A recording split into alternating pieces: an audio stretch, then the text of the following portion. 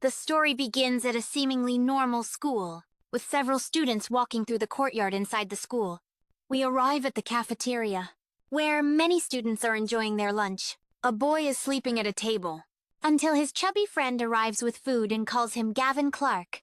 His friend tries to wake him up and says he brought food so he could eat. The friend thinks the guy is tired because he was up late talking to Senior Scott.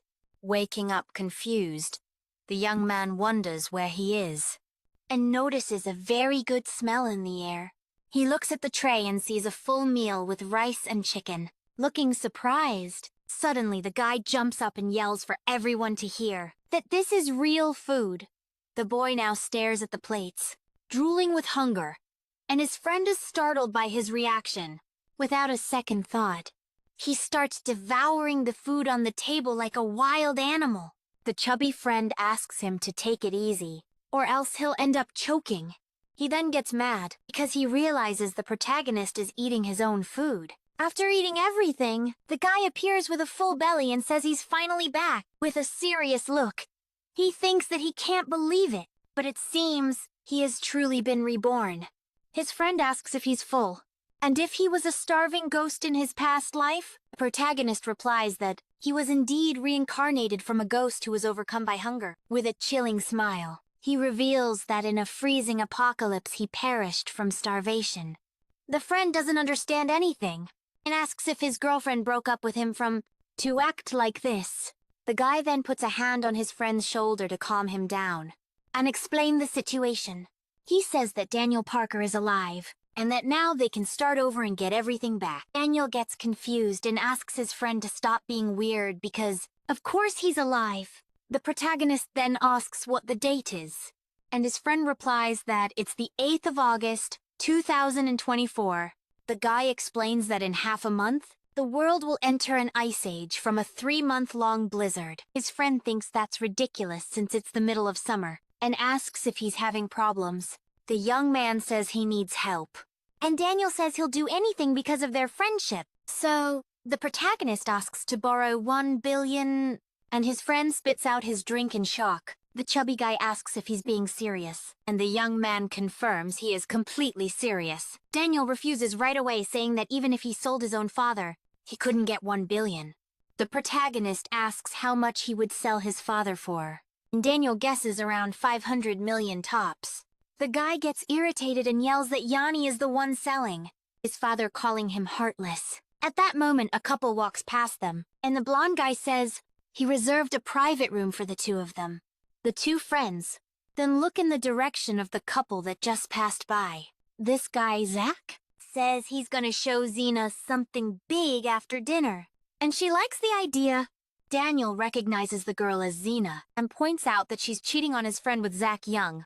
The couple then turns around and comes face to face with the two guys, standing there watching everything. Zinnia is shocked and asks what Gavin is doing there, with a stunned look on her face. The chubby friend gets angry and says that Gavin saved up to buy expensive clothes for her.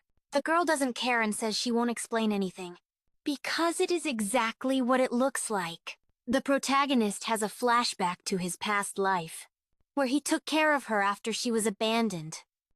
He remembers that she betrayed him several times, and that he passed away from hunger because of her. His friend tries to convince Gavin to leave, since the girl isn't even hiding it anymore.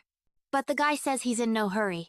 Daniel is confused and asks why they would stay, because just looking at her makes him feel sick. Zach mocks the protagonist, saying that Xena called him clingy and it looks like she was right. The young woman then tells Gavin to stop bothering her and says that everything he did was harassment, and that she finds him disgusting. And with a serious look, the protagonist asks if they are done talking. The blonde guy asks if he isn't gonna leave, and Xena says that even if he got on his knees, she wouldn't take him back. His friend tries to pull him away, but Gavin asks for 5 more minutes to handle the situation.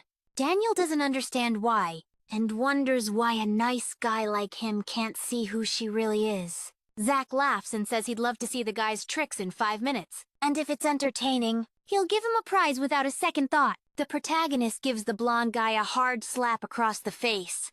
The girl is shocked by the scene and desperately yells Zach's name. The friend and everyone else around are left with their mouths wide open at what just happened. Holding his face, the blonde guy gets furious and asks how the guy dares to hit him. Zach then raises his fist in anger and gets ready to return the attack. He yells that he's gonna finish the protagonist, but the dark-haired guy remains calm and still in the same spot. Before the blonde guy can do anything, Gavin hits him with a kick to the face and tells him to get lost. The chubby friend is impressed by his buddy's strength and wonders just how tough he is. With Zach on the ground, Xena runs over, worried to see if he's okay. She yells at Gavin, telling him he's in huge trouble for laying a hand on the heir of a major corporation. The blonde guy gets up and says he's a black belt in Taekwondo and that he won't lose to a punk. Without even giving the blonde guy time to react, the protagonist lands another punch and calls him trash.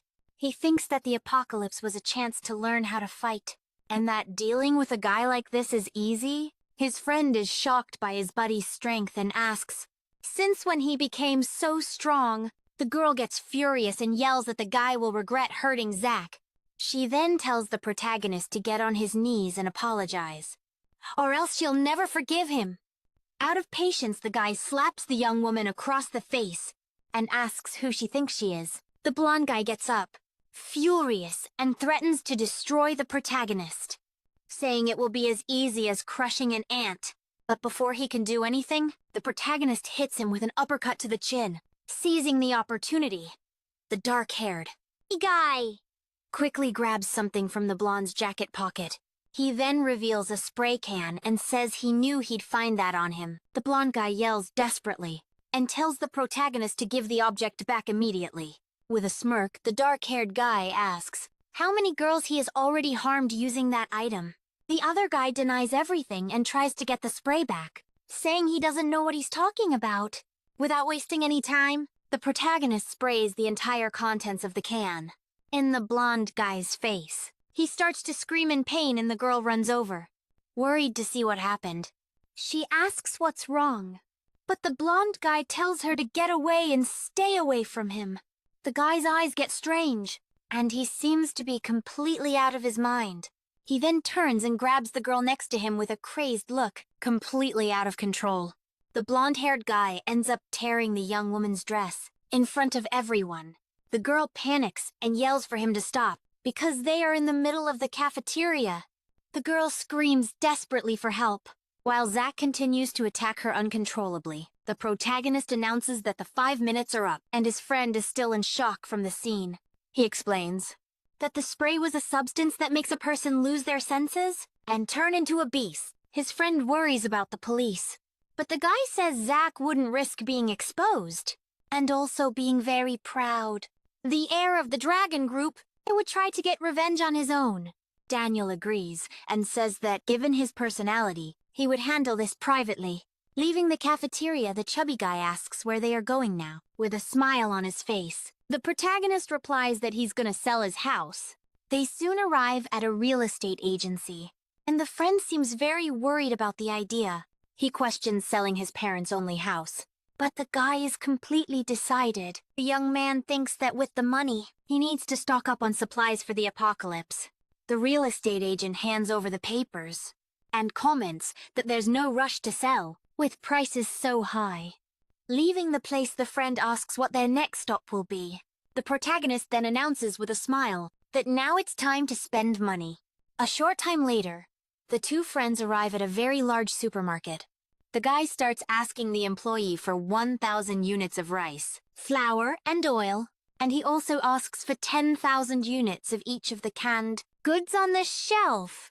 The attendant is completely shocked by the order and asks if the gentleman is sure. The young man confirms in his friend jokes, asking if he's opening his own supermarket. He then asks if the market does deliveries, and the employee says yes. They take care of everything. The guy asks if his friend's family has a warehouse, and Daniel questions if he's gonna store everything there. The young man then asks to borrow the warehouse and for the address so he can go buy more things at that moment. Two girls appear in the supermarket aisle watching the guys. They recognize him and mock him for being cheated on, questioning how he can afford to shop at that place. Next, he orders 5 state-of-the-art computers, and 10 televisions and video game consoles. The guy thinks that, with the apocalypse, entertainment will be essential for passing the time. The employee gets super excited and calls him the biggest customer of the year, leaving the other two shocked. The girls are in shock over the cost and wonder how a poor guy like him has so much money. The protagonist, then, being asked to have all the electronics in the winter